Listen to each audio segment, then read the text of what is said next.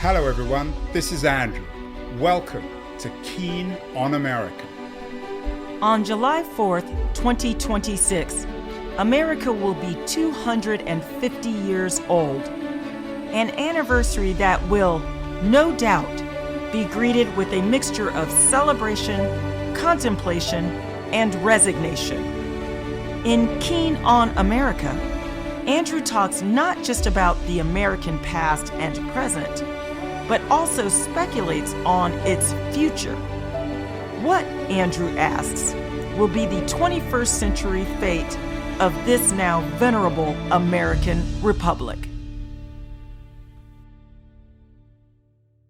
Hello everybody. I'm sure some of you at least will remember Tarantino's movie, Once Upon a Time in Hollywood, a controversial film. I rather liked it. I like most of Tarantino's stuff, but he got himself into trouble because of his depiction of Bruce Lee, which he has refused for one reason or another to apologize about. And I thought of Once Upon a Time in Hollywood, the 2019 movie, to prepare for our conversation today, not about Tarantino, but about Bruce Lee himself. There's a major new biography of Lee by one of America's leading cultural commentators, the Berkeley-based Jeff Chang. The book is called Water Mirror Echo, Bruce Lee and the Making of Asian America. And I'm thrilled that Jeff is joining us from Ashby and San Pablo in Berkeley, my favorite East Bay resort. I don't know, hangout, I don't know what you call it, Jeff.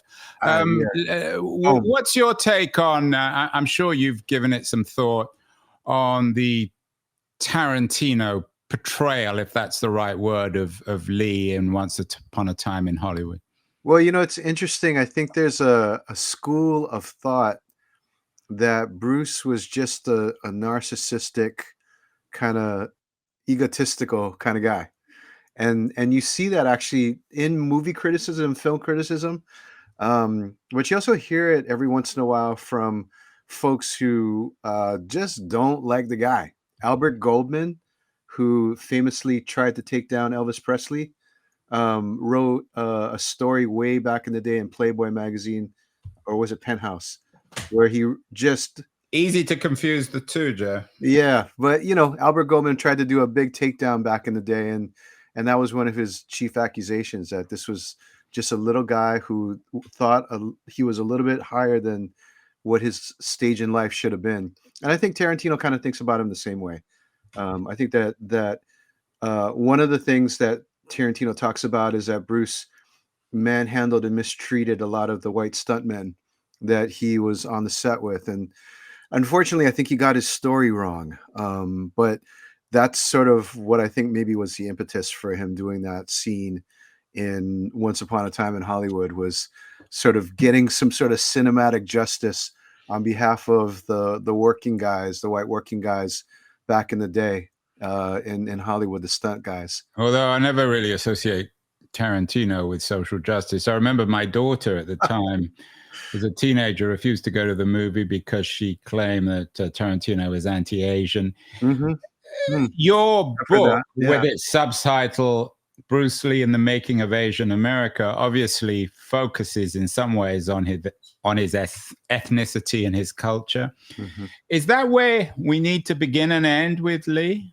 I don't necessarily think so, but it was where I wanted to. You know, there's been a lot of writing on Bruce, and so what can I add to the canon? You know, I was really interested in him as somebody who was and is sort of the most famous Asian American ever. You know, he's born in San Francisco in 1940, so he's born American, and he grows up in Hong Kong, and then he comes back to the U.S. in 1959 as a teenager, because he's gotten into one too many fights in Hong Kong, and he begins to epitomize, I think, a lot of the Asian American experience at that particular point. He's an immigrant. He's living in a segregated community in Seattle, and also here in San Francisco for a short time. And he is struggling like a lot of other migrants to this country. And that was, I think, where this kid who grew up fairly privileged in Hong Kong, actually learned what it meant to be the underdog, and now continues to be the underdog hero around the globe. Jeff, when I think of, and we talked about this a little bit before we went live, when I think of Bruce Lee, I think obviously of movies like Way of the Dragon, Enter the Dragon, previous movies like Fist of Fury. Mm-hmm. Do we need to think of him as a movie guy, or do we need to think of him in a deeper or different kind of sense? I like to think that he was a lot more than what he appeared to be on the screen. And so in that sense, that's the tack that I took in coming to this book. We know all about his movies. Actually, I mean, maybe we don't know all about his movies. We know about his movies after he came back to Hong Kong in 1971. These ones that you're flashing on the screen, but we actually don't know much about his life at all. He has the impact around the world of somebody like Bob Marley or Muhammad Ali, right? In terms of the kind of space he occupies in people's imaginations. But we know about Ali, we know about Bob Marley. We don't know too much about Bruce and how he grew up and, the kinds of things that he went through. And I think that's because a lot of folks actually don't have a strong picture of what it is that Asian Americans go through. And so in my book, I am trying to remedy that, trying to remedy the gaps that people might have in their knowledge about Bruce Lee, but also the gaps that they might have in their knowledge about Asian America. Yeah, and your work in the past has focused on, shall we say, the intersection of politics and culture. Your book, Can't Stop, Won't Stop, is one of the most acclaimed histories of hip hop. In fact, one of the most acclaimed contemporary cultural studies of the last 25 years, included on all sorts of lists. Although some people might wonder, with this subtitle, Bruce Lee in the Making of Asian America, what Bruce Lee might have had to do with some of those old Asian ladies wandering around Chinatown, for example. So perhaps you might tell us a little bit about Lee, his background, and perhaps his politics, because I personally had never really thought of Lee in political terms. Yeah. It's interesting. Bruce was like a lot of those old ladies wandering around Chinatown because, when he comes back to the U.S., again, at the age of 18, he is somebody who is living in segregated Chinatown. If he goes a few blocks up the hill, he's in Nob Hill and he's not wanted there. And if he goes a few blocks down the hill, he's in the financial district and he's not wanted there. So he is immediately learning what it means to be a racialized minority. And in that way, he's no different from the old folks in Portsmouth Square, or the angry young men in Chinatown at that particular period. There was a rise in gang violence that was happening. He kind of gets caught up on the outskirts of that. And when he moves to Seattle, he's living in the Central District, which is a segregated district, and so he's in a 95% white city, and he's living with a lot of folks of color, Black folks, Latino folks, Native American folks, other Asian folks, Japanese Americans, and Filipino Americans. And he's learning from them what it means, again, to be a racialized minority. He's literally hanging out at the same high school that produced Jimi Hendrix and Quincy Jones. And so there's this kind of fertile cultural creativity that's happening in the Central District. In some ways, because it's segregated, it looks like the future of America, right? And there's all this kind of mixing, and he is 20 years old, but people are coming to him to ask him if they would teach them Kung Fu. And so his first student is a Black student named Jesse Glover, who at the age of 12 was brutally beaten by police. And his another friend of his is Taki Kimura, who's 18 years older than him. But when he was 18, he was being put on a train to go to an incarceration camp during World War II because he was Japanese American. And so from them, he's learning about America.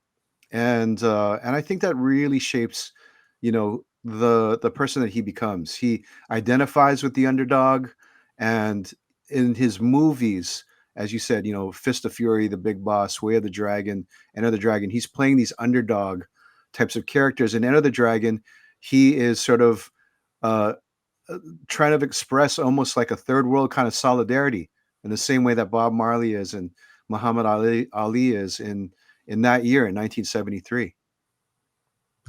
Although, of course, Marley in particular, Muhammad Ali, were complicated, controversial figures. You talk about angry young men in Chinatown. I'm not actually particularly well versed in the political or social history of of Chinatown, or even the Chinese community in Northern California. But was that anger directly political? Was it cultural? Was it genderized? Why were they so angry?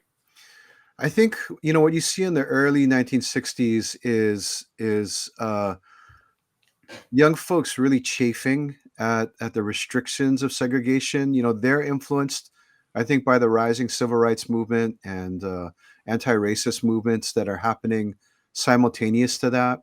There's also a lot of immigration for the first time into Chinatown, really since the 1800s. The Chinese Exclusion Act in 1882 really cuts off immigration for the better part of a century.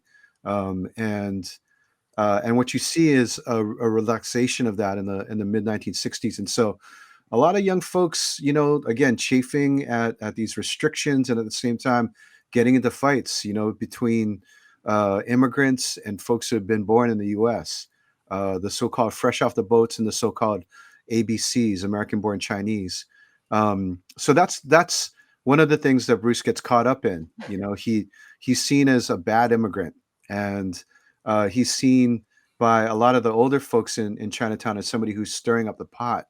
And so there's a part in the book where I get into one of his big sort of fights that he has. It's a legendary fight with another immigrant who's seen as the good immigrant in Chinatown. But it turns right by the time you get to the late 1960s, the anger has been turned outward, and there's now a new language for a political kind of take on what it means to be Chinese American or Asian American. There's a term, Asian American, that gets formed in 1968, actually at a house here in Berkeley, and it spreads across the Bay Area, then across the country, in the same way that so-called Negroes are renaming themselves Black, and so-called Mexicans are renaming themselves Chicanos. Indigenous folks are renaming themselves American Indians, or so-called Orientals are renaming themselves Asian American. They're saying we have to fight for our rights. And so Bruce is not in the middle of this. By this time, he's already living in Los Angeles. But when he comes to prominence in his movies, he very much represents this kind of a spirit. And so I'm trying to write about a parallel story here, the rise of Bruce Lee and the rise of this idea of Asian America, which is this idea that we're not going to be stepped on anymore. We're going to stand up for ourselves. We're going to refuse representations that don't look like us. We're going to actually make something of ourselves and make ourselves equal in this U.S. That's been so oppressive to us. You talk about Asian American, Jeff. Obviously, it's not just Chinese American; it's Vietnamese. I mean, America back then was still involved in the Vietnam War. Absolutely. As Japanese Americans and relations historically, culturally between Japanese and Chinese, of course, are enormously fraught and complicated. How did that work out on the ground in Asian American cities like Seattle and San Francisco? Was there a deep suspicion between the Vietnamese, the Japanese, the Chinese communities, or did they think of themselves once they came to America as simply or did they begin to think of themselves as Asian Americans, perhaps because of some of the stuff that Bruce Lee was doing? Yeah, well, I think part of the stuff that Bruce Lee was doing, but also, to the outside world, we all look the same, right? Everybody was Chinese, whether you're Filipino or Japanese or that kind of stuff. Everybody was seen as Chinese at certain points. During the wartime, everybody was seen as Japanese. There was always mistaken identity.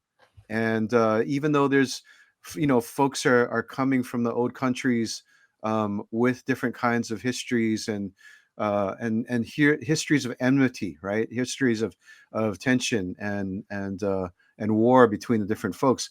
You come to the U.S. and you're treated pretty much the same, right? So there, everybody I think in this generation that comes to call themselves Asian American is looking at the war in Vietnam, and they're realizing they're all getting called gook on the streets as well. They're all getting called chink on the streets as well. They identify with the folks that the U.S. is bombing. Even the anti-war movement at the time, right? The anti-war movement was talking about bringing the troops home, but Asian Americans were like, we have to just end the war because these are our people, you know. And so they broadened the anti-war movement, and I think that the Asian American ideal at that time was very much this idea of we're all in this together. We all have to kind of see ourselves as fighting a common fight.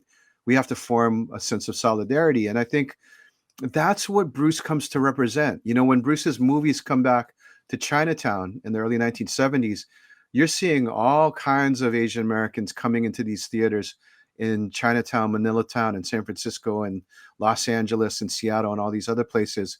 And you're seeing a lot of other folks who identify with those underdogs as well. White folks, black folks, Latino folks, and everybody is cheering together when Bruce is kicking down signs that say, "No Chinese and dogs allowed in this park." So, and again, excuse the innocence of this question, No, not at Jeff. all. Yeah. Now, when I think of Bruce Lee, and I'm anything but an expert on him, I don't think of him, or I don't think of his work, the movies that made his name, as being political. But are you suggesting they are? I think they are. I mean, if you look at a movie like Fist of Fury, it's openly, you know, anti-imperial. It's anti-colonialist, right? This is covering a particular period when the Japanese occupied Shanghai, and so, you know, so you have these signs going up in these different types of parks in which Chinese are not allowed into those parks unless they are servants of foreigners, of the British folks or the French folks, or later on of you know, Japanese folks. And you know, his first movie that he makes, The Big Boss, it's a labor story. It's a story of labor solidarity. They're fighting a murderous big boss, and they're trying to get their rights. And the big boss ends up, you know, killing all of the workers. And Bruce is identifying with the workers. He's getting courted by the big boss, but he eventually identifies with the workers. And when the big boss kills all the workers, he seeks vengeance on their behalf. You know, so these are movies in which, and then we get to Way of the Dragon, right? The movie that you were talking about. We're talking about Bruce standing in for a restaurant, a Chinatown restaurant that the gentrifiers literally want to take over. They want to redevelop Chinatown and wipe out the restaurant while they're extorting it at the same time. So, you know, Bruce is identifying with the underdogs in all of his movies, and I think that that's why he becomes such a hero to so many people. It's why we're still talking about Bruce Lee, whereas, you know, a lot of the other folks in Hollywood who were action heroes at the time, we're not talking about them anymore. Yeah, it's interesting. You have an excellent Substack, Notes from the Edge, and you had one about how working class Asians helped secure Zoran's victory. Zoran Mandami, of course, in New York City, a man of the left too. But Asian Americans don't, when one thinks of Asian Americans in America today, one doesn't think of them as being always on the left. I mean, would it be fair to say that your presentation of Bruce is as a progressive, a rebel? I mean, I don't want to generalize about the Asian American community, Jeff, because I'm not sure whether that's either I'm certainly not equipped to anyway, and it's not appropriate. But were some Asian Americans at least somehow put off by the anti-imperialist progressive message in Bruce Lee's work? Oh, 2000%. Yeah, I'm sure. You know, it's like any other community, right? There's a lot of diverse opinions in the community. We could talk about Zoran endlessly. That particular article was about how working class Asian Americans formed really the core of Mamdani's campaign in the primaries to secure the win there over Andrew Cuomo.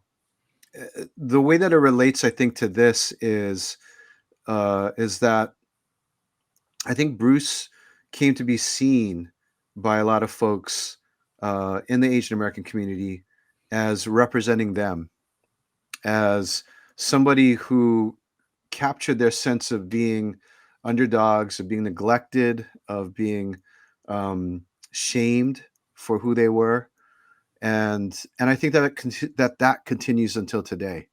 You know, I think that what you saw during the pandemic, when there was violence against Asian Americans that was spiking against us, was that Bruce came back as a symbol in our communities. He was suddenly appearing in these murals in Chinatown and in Asian American communities. He was appearing on all of our social feeds, on the Asian American sort of Instagram kind of feeds, you know, or TikTok feeds. He became a symbol. He was really a symbol of like pride and power, right? And solidarity and unity during this time in which we were all feeling very vulnerable, very isolated, very put upon. And so, you know, people can read the book in different kinds of ways. You know, people might be, oh, that's a leftist take on it. I don't think it's necessarily a leftist take. I don't think it's a rightist take. I don't think it's that kind of thing. I think it's literally the story of how he came to represent a people, and what we continue to see in him. You describe him intriguingly as an anchor baby. What do you mean by that? In the language of today's fraught, divided debate over immigration, there's a lot of sort of terms that get thrown around. One of them is anchor baby. Anchor baby is supposedly somebody who, you know, undocumented folks come to the U.S. to have their baby in the U.S. so their kid can be documented, can be a citizen by birthright citizenship, and in that way make them, you know, petition for them to become citizens. It's unbelievable conspiracy theory that's, I mean, literally unbelievable. There's not much evidence for so-called birth tourism out there, even though there have been, you know, government efforts to try to find this and root it out. It's a non-existent problem. And so in those terms, right, Bruce would have been somebody who would have been called that, an anchor baby. If you look at the executive order that Donald Trump issues on the first day of his time in office, he's trying to basically undo this concept of birthright citizenship, which is that anybody who's born in the U.S. is a U.S. citizen. And it's on terms like anchor baby and these sort of false stories, these false narratives that that kind of thing is based. So it's really important, I think, for folks to be able to understand that Bruce, who is a quintessential American, he's not just a quintessential Asian. Yeah, with the quintessential name, Bruce of all.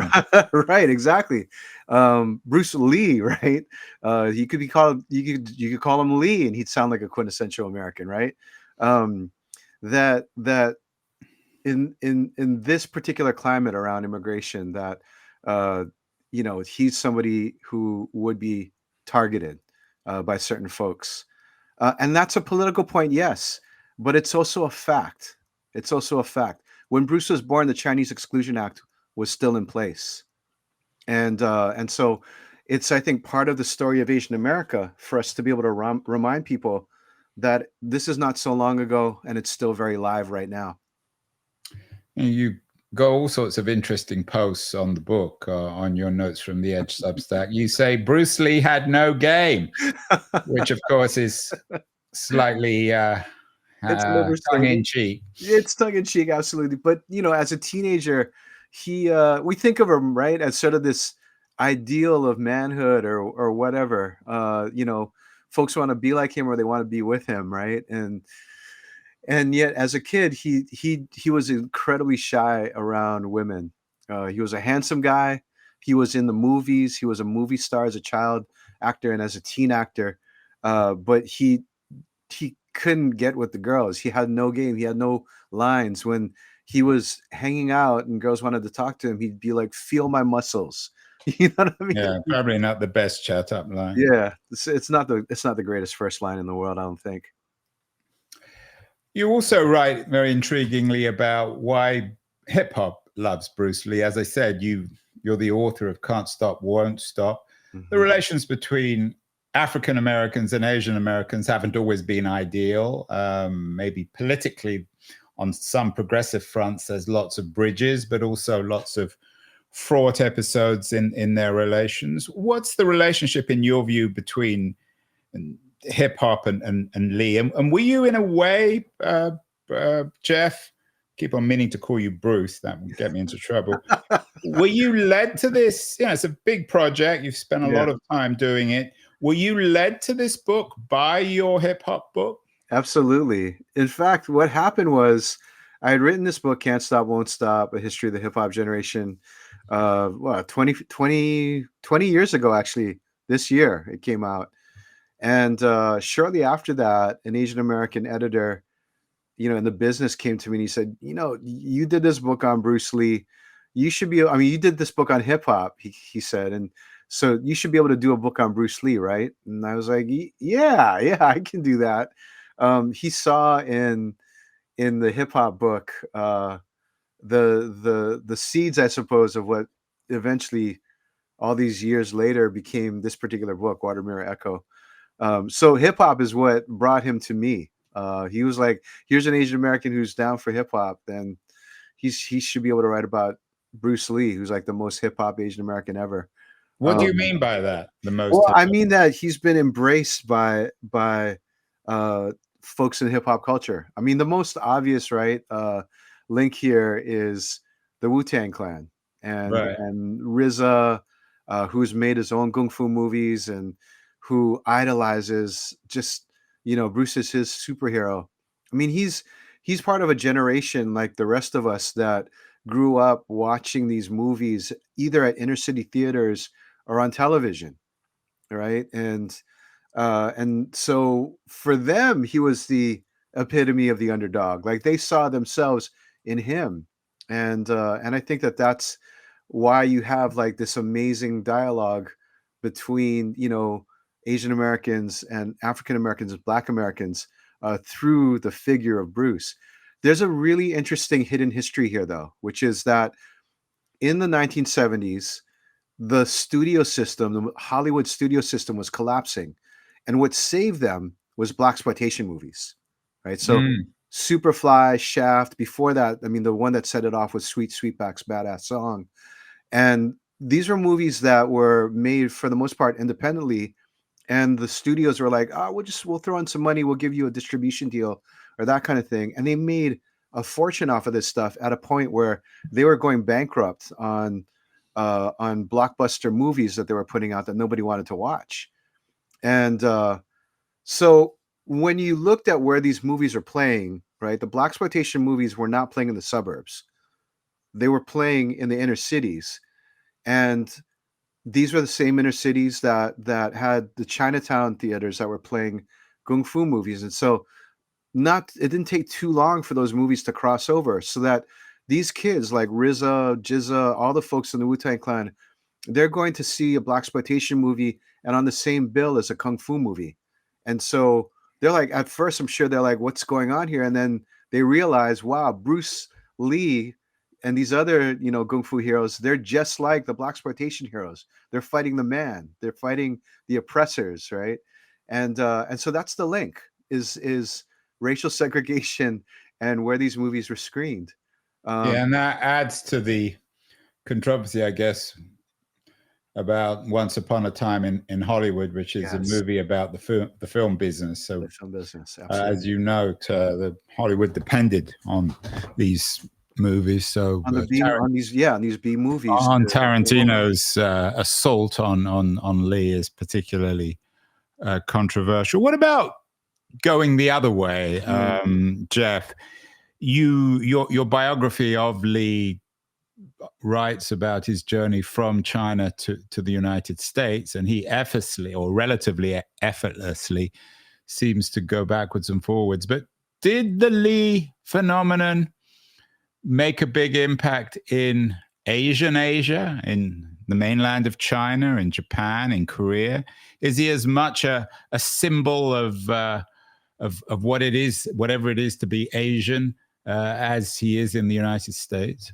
Yeah, I think he was then. And I actually have to go back and correct you. He had a very difficult time in the US.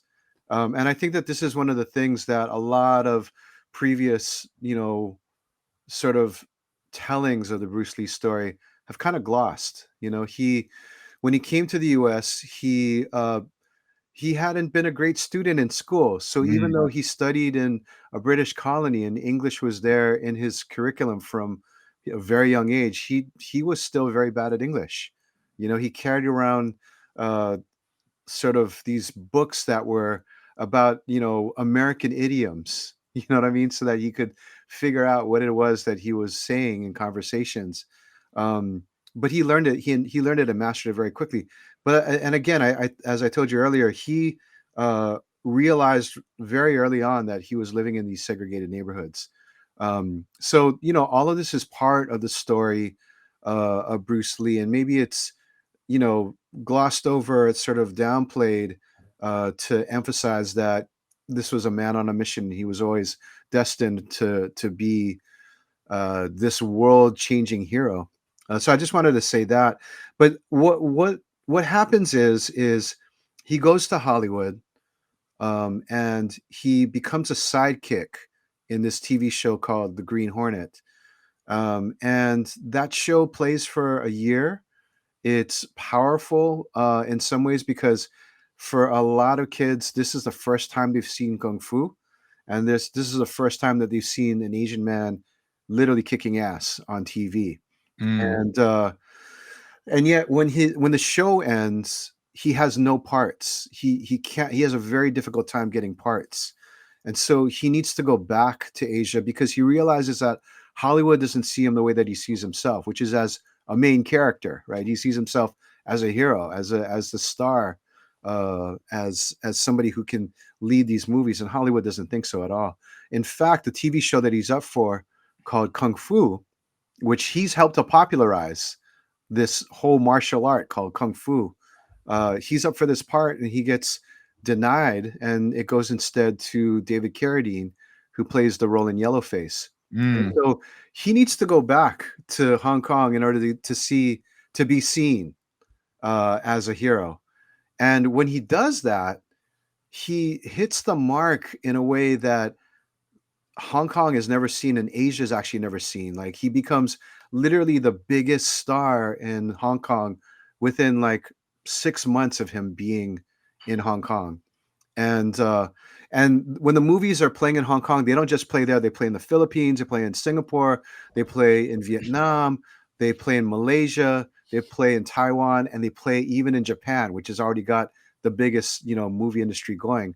But Bruce's movies displace a lot of the Japanese films from the tops of the charts in Asia because he is representing this sort of anti-colonial spirit that's sweeping across Asia, and of which the Vietnam War is a part, right? And in that way, he gives folks an image, a symbol to be able to latch onto. And it's very easily translatable across all of these countries at that particular time, because again, this is a period of fighting the man, but in Asia, in which case, Britain, the US, some of these other countries are seen as has he remained a symbol? I mean, when one thinks of some of the success stories of Asia, like Singapore or Xi's China, tend to be more conservative. Is he still seen by young people as a rebel, as a model, perhaps, for rebellion?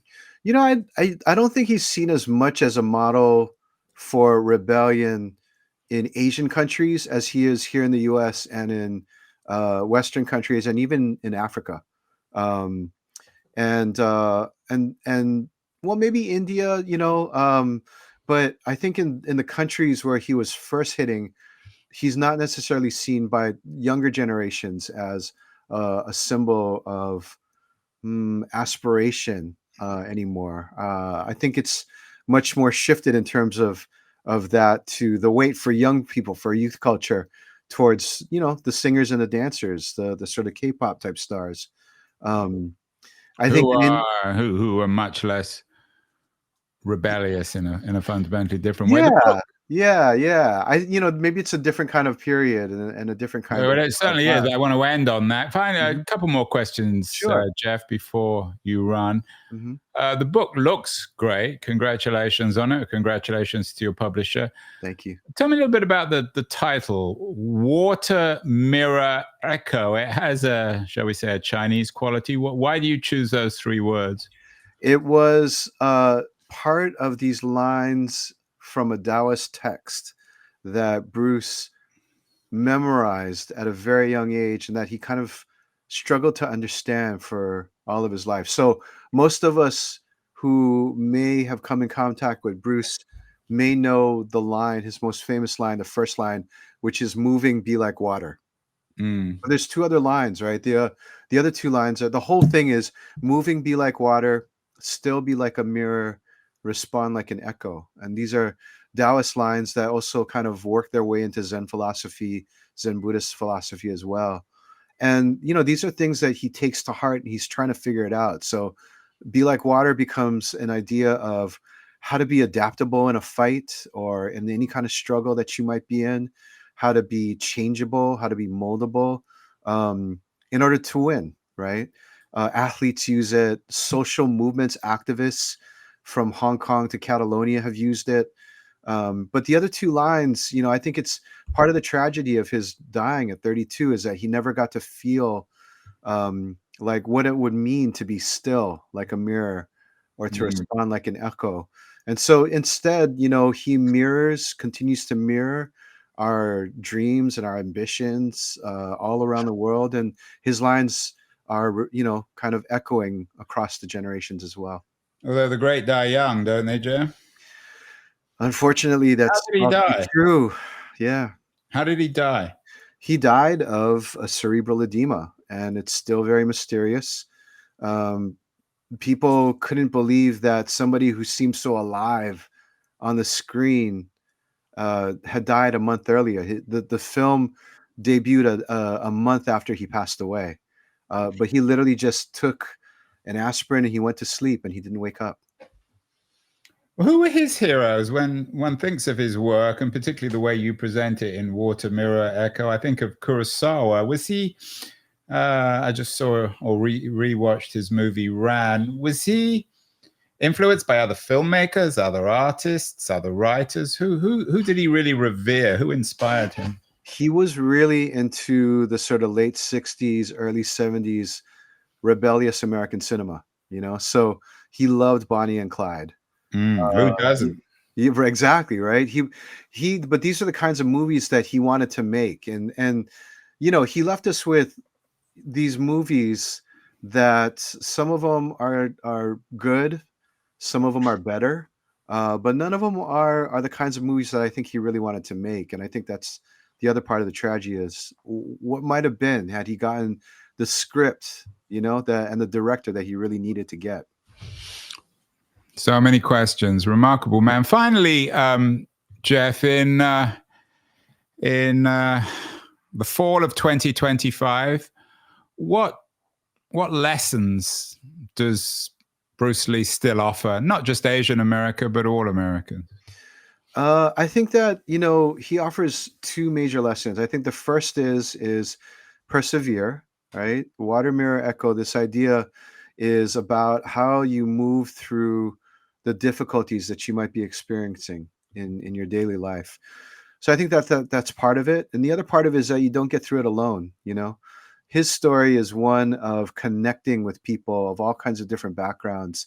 So it's a story of solidarity and it's a story of unity. And I think that's maybe what I take in this particular historical moment as the biggest lesson that he has to teach us.